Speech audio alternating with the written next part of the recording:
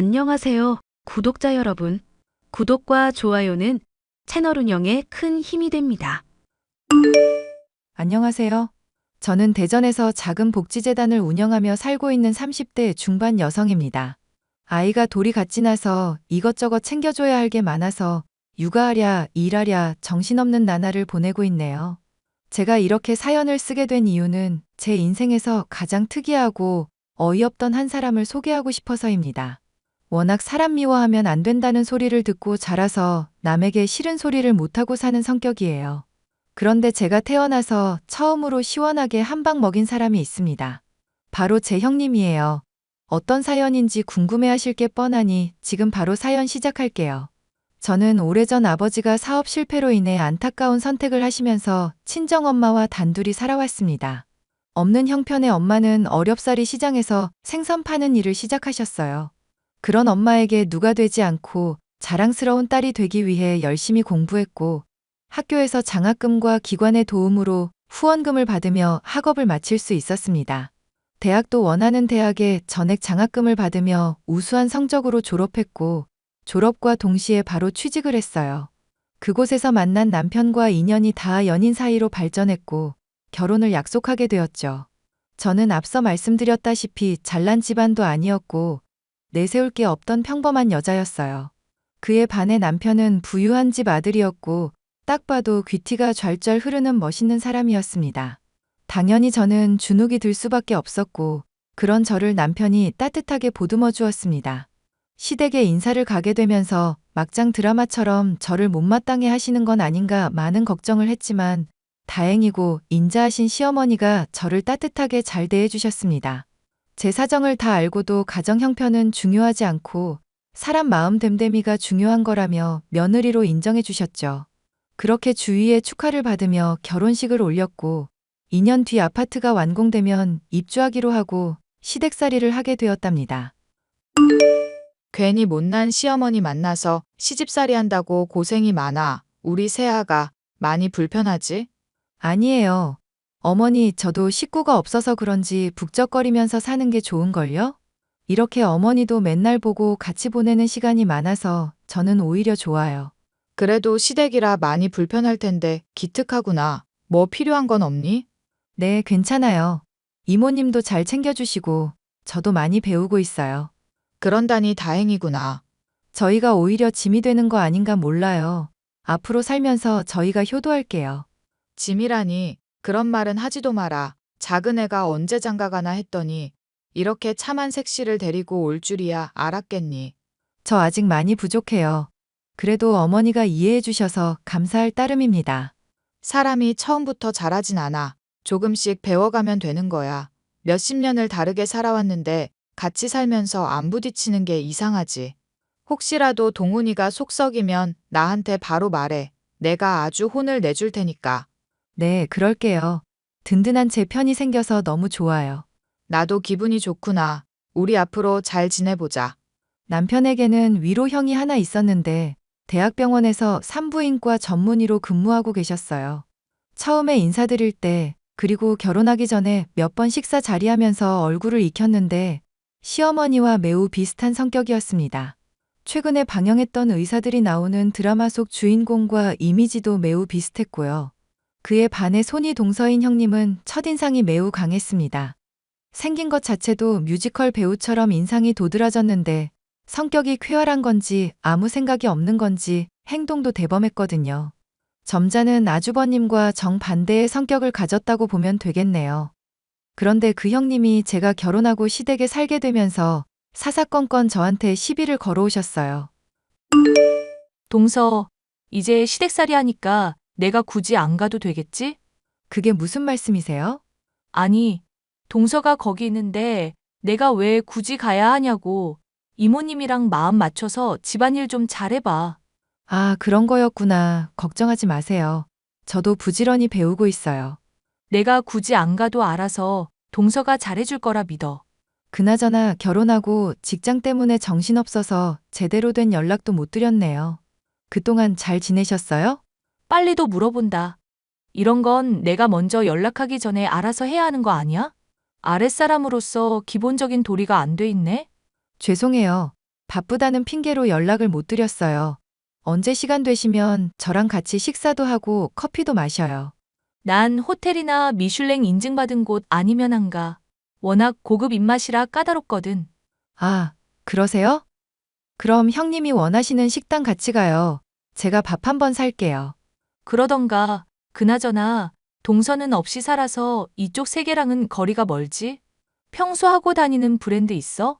아, 딱히 정해진 건 없어요. 브랜드 안 따지고 제 눈에 예쁘면 그만이랍니다. 그럼 명품도 없어? 우리 집안에 먹칠을 하려고 작정했구나. 싸구려 가방을 메고 다닌단 말이야? 아니에요. 그냥 제가 명품에 관심이 없을 뿐이에요. 명품 사봤자 아낄 것 같아서 잘 안 하게 되더라고요. 선물 받은 거 말고는 잘 안 찾게 되기도 하고요. 동서가 뭘 모르네. 세상 물정도 모르고 나랑 수준도 안 맞고 너무하네? 우리 만나는 건 생각해보자. 너무 수준 차이가 나서 겸상하기도 힘들겠어? 제가 좀 더 관심을 가졌어야 했는데 죄송해요, 형님. 뭐, 없이 자랐으니까 내가 쿨하게 이해해줄게. 차차 가르쳐주면 되지. 그럼 수고해. 난 미용실 가야 해서. 저는 형님의 말에 기분이 상했지만 현실적인 발언에 아무런 말도 하지 못했습니다. 괜히 큰 소리 날까봐 쉬쉬한 것도 있고 말이죠. 저희 부부는 각자 위치에서 열심히 일하며 신혼을 즐겼습니다. 시어머니가 친정에도 자주 다녀오라고 해서 한 달에 한 번은 친정에도 다녀오고 원만한 사이로 지냈어요. 그렇게 시간이 흘러 추석 명절을 앞두고 음식은 어떻게 해야 하나 생각하는데 시어머니가 이번에는 쉬자고 하시더라고요. 어머니, 이번 추석에 음식은 어떻게 해야 할까요? 제가 처음이라서 잘 몰라서. 동서는 여태 그걸 몰랐어? 전주에 알아서 장보고 음식할 준비해야지. 왜 이렇게 굼떠? 글쎄다. 이번 명절에는 좀 쉴까 하는데 음식하기도 번거롭기도 하고 각자 알아서 쉬는 게 어떻겠니? 왜요, 어머니? 그래도 명절인데 아무것도 안 하면. 아, 동서는 가만히 있어. 뭘 안다고 나서. 어머니, 왜 음식을 안 하시는데요? 왜냐니 원래 제사를 지내는 집도 아니고 그냥 모여서 밥 한 끼 먹으면 되잖니. 밥도 집에서 먹을 필요 없다. 어디 식당 하나 예약해서 먹자. 이번엔 너희들끼리 여행을 가던 집에서 쉬던 알아서 해. 어머니, 새 사람도 들어왔는데 이렇게 그냥 넘어가는 건 좀 아니죠. 늘 그래왔듯이 음식도 하고 손님 오면 대접도 하고 그래야죠. 안 그래도 오려는 사람들한테 미리 추석 선물 다 돌렸다. 어머, 어머니 그러시는 게 어딨어요. 저랑 상의도 안 하시고. 너랑 상의하고 말고가 뭐 필요하니? 내가 이번엔 음식하기 싫어서 그런다. 아무튼 그렇게 알아. 나도 일정이 있어서 말이야. 어머니, 어디 아프신 건 아니죠? 어머니, 정말 너무하세요. 동서가 이래서 금방 집안일 배우겠어요? 저는 지금까지 명절마다 다 했는데 동서는 왜 아무것도 안 하고 넘어가요? 너 듣자 듣자 하니 말이 이상하구나. 명절 때 음식한 거 내가 하라고 했니? 내가 안 해도 된다고 사 먹자 해도 네가 굳이 거들어서 음식한 거잖냐. 그래도 그렇죠. 저는 기분이 나쁘네요. 동서만 편애하시는 거 아니에요? 정말 너무하세요. 어머니, 형님, 어떻게 해요? 신경 쓰지 말고 식당이나 알아보거라. 애들한테 연락해서 일정 조율도 좀 해보고. 이모님도 식구나 마찬가지니까 모시고 식사하는 편으로 준비하자. 우리를 위해서 많이 고생하시잖니. 네, 알겠습니다. 어머니. 그렇게 며칠의 시간이 흘렀고 식사 약속이 있던 당일 우연히 도우미 이모님이 통화하는 소리를 듣게 되었습니다. 시어머니의 운전기사와 통화를 하는 것 같았는데 병원에 입원해야 해서 짐을 미리 싸둘 테니 시간 맞춰 오라는 내용이었어요. 시어머니가 병원에 입원한다는 소리에 도우미 이모님을 붙잡고 자초지종을 묻기 시작했습니다. 이모님, 방금 통화하신 게 무슨 말씀이세요? 어머, 막내 사모님, 그게 아니라, 아니, 방금 전에 저희 어머니가 뭐 입원을 하신다는 것 같았는데 제가 잘못 들었나요? 사모님이 말씀하지 말라고 하셨는데, 이미 제가 다 들었어요. 빨리 말씀해 주세요. 짐 싸는 건 뭐고, 입원은 왜 하시는 거고. 도대체 무슨 일이길래 그래요? 사실 사모님이 얼마 전에 건강검진을 받으셨어요. 근데 정밀검사 소견이 떠서 지난주에 검사 받고 오셨거든요. 근데 가슴에 종양이 있다고 나와가지고요. 네? 종양이요? 그래서 조직 검사도 하셔야 하고 컨디션도 예전 같지 않으셔서 병원에 입원을 하신대요. 아니, 왜 도대체 숨기시는 건데요? 아프면 아프다고 말씀을 하셔야지. 저도 사모님이 하도 부탁을 하셔서 일부러 티 안 내고 있었습니다. 아니, 그래도 그렇지. 어떻게 그런 걸 숨기세요? 작은 사모님, 큰 사모님이 절대 말하지 말라고 하셨어요. 본인 의지로 그러시는 거니까 따로 말씀하시기 전까지는 별다른 내색 안 해주셨으면 해요. 사모님 성격 아시잖아요. 너무 속상하네요. 어머님이 아프신 줄도 모르고 한 집에서 같이 사는 식구라는 게 이렇게 무지하다니. 아니에요. 자책하지 마세요. 작은 사모님 탓도 아니고. 원래 나이 들면 몸 한두 군데 고장나기 마련이에요. 우리 같이 나이 많은 사람들은 의례에 있는 일이니까 걱정하지 마요. 별거 아닐 거예요. 알겠어요. 따로 내색은 안 할게요. 알고 보니 얼마 전에 시어머님이 건강검진을 받았는데 정밀 검사를 했고 가슴 부분에서 종양이 발견됐다고 하는 겁니다. 조직 검사도 해야 하고 여러 가지 검사를 더 해야 해서 병원에 3일 정도 입원해야 하는 상황이었던 거고요. 시어머니가 암일지도 모르는 상황에 멘붕이 왔고 큰 충격을 먹을 수밖에 없었습니다. 도우미 이모님의 간곡한 부탁에 결국 모른 채 하고 어렵사리 식사 자리를 마무리할 수 있었어요. 하지만 도무지 마음이 편치 않더군요. 결국 집에 돌아와서 시어머니를 찾아가 솔직하게 이야기를 했습니다. 어머니, 주무세요? 아니다, 들어오거라. 무슨 일 있니? 피곤할 텐데 쉬지 않고. 저 드릴 말씀이 있어서요. 이모님이 부탁하셨지만 그래도 며느리 된 도리는 해야 할 것 같아서요. 어머니 병원에 입원하시는 거 왜 숨기셨어요? 아, 어떻게 알았니? 우연히 들었죠. 어떻게 그런 걸 숨기세요? 자식들 걱정시켜봤자 좋을 게 뭐가 있냐? 별거 아니야. 난 괜찮다?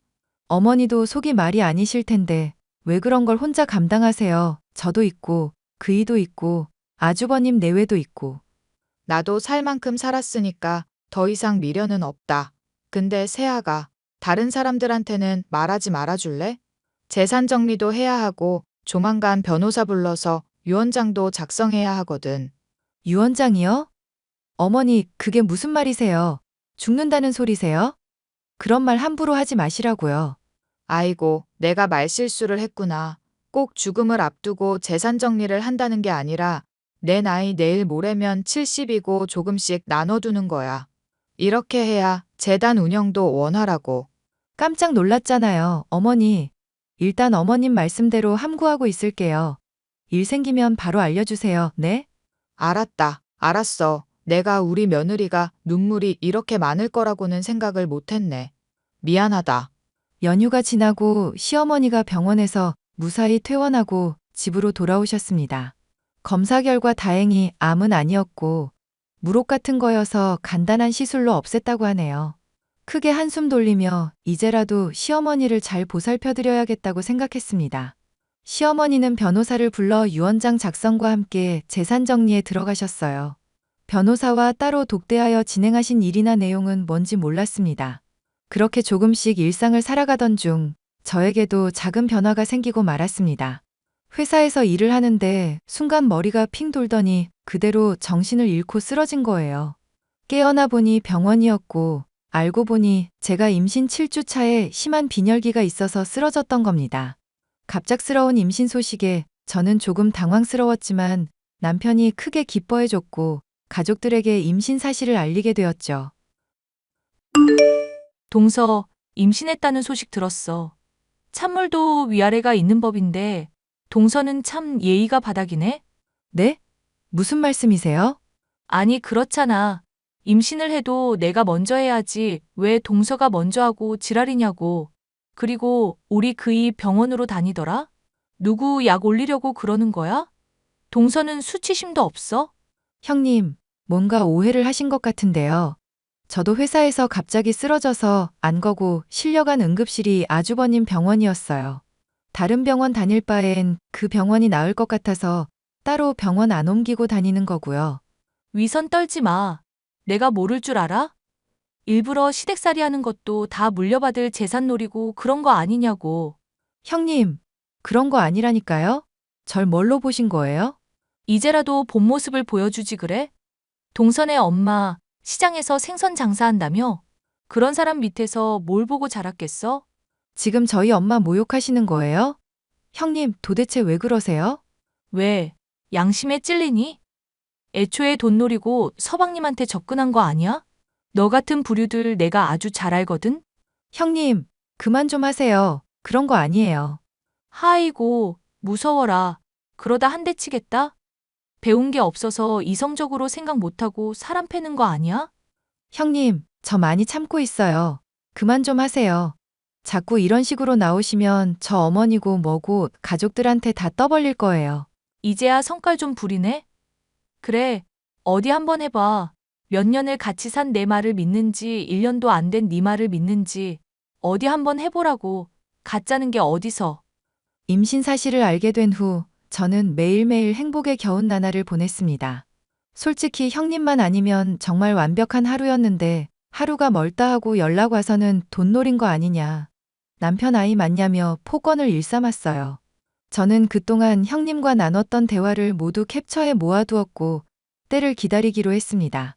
한 달 정도의 시간이 흐르고 안정기에 접어들면서 입덧도 가라앉으니 몸이 조금 편안해지더라고요. 먹는 족족 토했었는데 가리는 음식 없이 골고루 잘 먹을 수 있게 되었고 컨디션도 좋아지고 있었습니다. 하루는 주말이어서 시댁에서 조용히 쉬고 있는데 형님이 보약을 들고 찾아왔어요. 하필 가족들이 모두 다 외출한 틈이었고 찝찝했지만 차 한 잔 내주며 응대하게 되었죠. 동서, 아직 배도 안 나왔네? 혼자 아주 팔자가 좋네? 형님, 어쩐 일이세요? 내가 시댁에 마음대로 못 와? 내가 오는 게 달갑지 않나 봐? 아, 그런 뜻으로 이야기한 게 아니었어요. 오해하셨으면 죄송합니다. 친정에서 그따위로 배웠어? 애 떨어지는 약 지워왔으니깐 얼른 먹어. 이게 뭐예요? 귓구멍도 막혔니? 애 떨어지는 약이라니까? 그러게 누가 나보다 임신을 빨리 해? 형님, 이게 도대체 무슨 짓이에요? 무슨 지식인? 내가 너 애초에 결혼한다고 인사하러 왔을 때 구린내 나서 마음에 안 들었거든? 형님, 어떻게 저한테? 닥쳐. 내 말 안 끝났어. 수준도 안 맞는 년 재산 노리고 결혼한 거 숨기지 마. 시어머니 예쁨 받으니까 좋아? 형님, 정말 너무하세요. 저 가족들 생각하는 마음 진심이거든요. 제가 없이 산 건 맞지만 형님이 생각하시는 그런 거 아니라고요. 왜 그렇게 사람을 미워하세요? 네 꼬락서니가 그렇잖아. 내가 안 미워하게 생겼니? 아무튼 닥치고 이 약 먹어. 싫어요. 제가 왜 그래야 하는데요? 소중한 제 아이라고요. 재산 가로챌 생각 말고 약 먹고 애 떨어지면 알아서 이혼하고 집 나가. 형님, 함부로 말하지 마세요. 당장 이 집에서 나가주세요. 야, 이 집이 네 집이냐?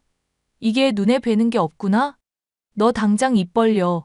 내가 이 약 쑤셔 넣어줄 테니까. 대가리에 총 맞았나 제정신이 아니네. 저도 더 이상은 가만히 못 있겠네요. 당장 나가주지 않으시면 경찰이든 뭐든 부를게요. 아이고, 무서워라. 안 그래도 난 모임 있어서 가봐야 하거든? 이 약 꼭 챙겨 먹고 좋은 소식 들려주길 바라.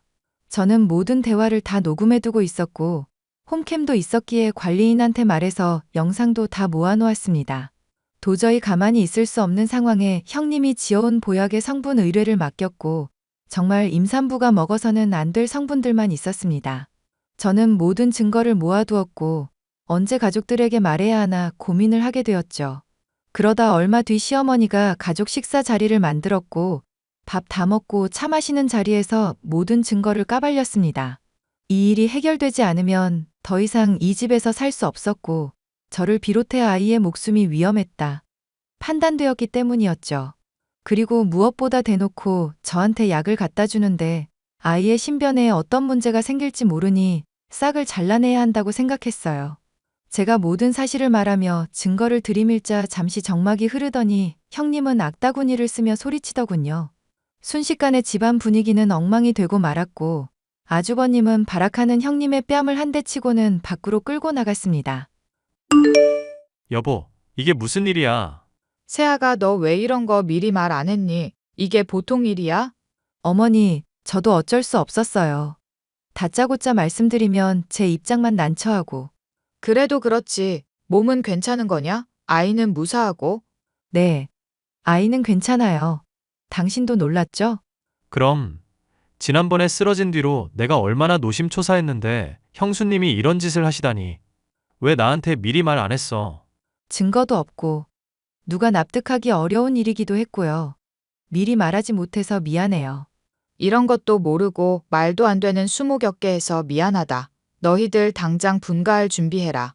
어머니, 그럴 필요 없어요. 이제 가족들이 알았으니까 위험할 일도 없고요. 내가 신경 썼어야 했는데 바쁘다는 이유로 그러질 못했어. 진심으로 사과할게. 당신한테 좀 더 신경 쓸게. 괜찮아, 여보. 내 몸은 내가 지켜야지. 세아가 그런 말 하지 말아라. 그러지 말고 이참에 회사 그만두는 게 어떻겠니? 슬슬 배도 불러오고 너 빈혈도 있어서 몸이 말이 아닐 텐데. 안 그래도 생각하고 있었어요. 상태가 좋아지긴 했지만 몸에 무리가 가긴 하더라고요. 그럼 회사 관두고 이왕 이렇게 된 거 몸조리나 제대로 하자. 내가 에스테틱 끊어줄 테니까 마사지도 다니고 그러렴. 네, 감사해요, 어머니. 결국 아주버님 부부는 이혼을 하기로 했습니다. 아주버님은 저에게 매일 연락해 미안하다며 사과를 하셨죠. 형님은 이혼을 납득할 수 없다며 매일같이 시댁에 찾아와 이럴 순 없다며 행패를 부리기 바빴습니다. 제가 돈 노리고 접근한 거라며 말도 안 되는 논리를 펼치고 집안을 쑥대밭을 만들어 놓더라고요. 결국 보안요원에 연행되어서야 잠잠해졌고 시어머니는 형님에게 접근 금지 명령을 내렸습니다. 형님은 위자료 한 푼 못 받고 쫓겨났고 저에게 연락해서 폭언을 했지만 한 번 더 연락하면 집안을 망하게 해버리겠다며 시어머니가 협박하니 그 뒤로 아무런 연락이 없더라고요. 한동안의 소란이 잦아들고 우연히 시어머니와 앨범을 보는데 익숙한 사진을 발견했습니다. 여러 명의 초등학생들과 시어머니가 찍은 사진이었고 그 중에 제가 있는 게 아니겠어요? 알고 보니 저를 어린 시절부터 후원해준 후원자가 바로 시어머니였던 겁니다. 당시 처음이자 마지막으로 얼굴을 봤던 터라 꼭 기억해야지 싶어 어렵사리 한 장을 지니고 있었는데 분실을 하고 말았죠. 사진을 잃어버리는 바람에 제가 기억을 못하고 있었는데 사진 속 저의 모습을 보고 알았습니다. 어머니, 이 사진 무슨 사진이에요? 아, 내가 오래전부터 재단 통해서 후원하는 일이 있어. 20년쯤 됐을 건데 이때 후원하던 아이들이랑 찍은 사진이야. 어머니, 저 기억 못 하시겠어요? 응? 무슨 소리니? 너를 기억 못하다니? 사진 속 이 여자아이가 바로 저라고요. 뭐? 그게 정말이니? 어머니 저 어려웠던 거 아시죠? 그래도 후원 받으면서 겨우 고등학교 졸업하고 대학 간 거잖아요. 그래서 저는 그게 너무 고마워서 후원자가 누군지 알면 나중에 커서 꼭 은혜를 갚겠다 생각했는데 아니, 정말이니? 네가 이 여자애야. 내가 특별히 예뻐했던 아이거든. 어쩐지 유독 눈에 들어오더라니. 제가 사진을 잃어버리는 바람에 후원자 얼굴을 잊고 지냈어요. 사는 게 힘들다는 이유로 잊고 지냈는데 이렇게 만났네요. 어머, 정말 신기하다. 내가 그때 사연 듣고 얼마나 가슴이 아팠던지. 사실 나도 비슷한 처지란다. 그래서 더더욱 애정이 갔었고 우리가 이렇게 만날 인연이었나 보네. 그러게요. 어머니, 늦었지만 감사해요. 그때 어머니 도움 아니었으면 지금의 저도 없었어요. 정말 감사합니다. 어쩜 잘 컸네. 잘 컸어. 내가 다 뿌듯하구나. 앞으로 살면서 어머님이 베풀어 주신 거 갚아나갈게요. 열심히 사는 모습 보여드릴 테니까 오래오래 행복하게 사셔야 해요. 그래 알겠다. 아휴, 우리 세아가. 그렇게 시어머니와 감동적인 재회를 하고 저는 몇 개월 뒤 건강한 남자아이를 출산했습니다. 그런데 시어머니와 남편이 저에게 큰 선물을 안겨주더군요. 산후조리를 해야 하는데 친정엄마가 멀리 사니 가까이 모시는 게 어떻겠냐고 했고 시댁에서 함께 살게 된 겁니다. 여러분이 생각하시기에 시어머니와 친정엄마가 한 집에 산다는 게 이해가 되지 않으실 수 있지만 시어머니는 넓은 집에 사람이 북적거려야 한다며 흔쾌히 친정엄마를 모실 수 있게 해주셨어요. 그리고 시어머니 명의 건물 1층에 생선 가게를 차리게 되었습니다. 아주버님 부부는 이혼을 마무리 짓고 형님은 참회의 눈물을 흘리셨습니다. 저희와의 인연은 완전히 끝이 났고 아주버님은 이혼의 아픔을 견디겠다며 1년간 해외 연수를 떠나셨죠. 저도 몸조리가 끝나면 커피 관련 공부를 하고 카페 창업을 할 예정인데요. 그리고 시어머니에게 재단 일을 조금씩 인계받고 있고 카페의 수익금도 후원 아동들을 위해 쓰일 예정이고요. 시어머니에게 받은 사랑만큼 저도 다른 누군가에게 그 사랑을 베풀려고 합니다. 앞으로 살아가면서 큰 도움은 되지 못하더라도 살아가려는 의지를 심어줄 수 있다면 그걸로 만족하려고요. 앞으로 온 가족이 모여 하하호호 웃을 날만을 기약하며 제 사연을 마무리하겠습니다. 긴 사연 들어주셔서 감사드려요.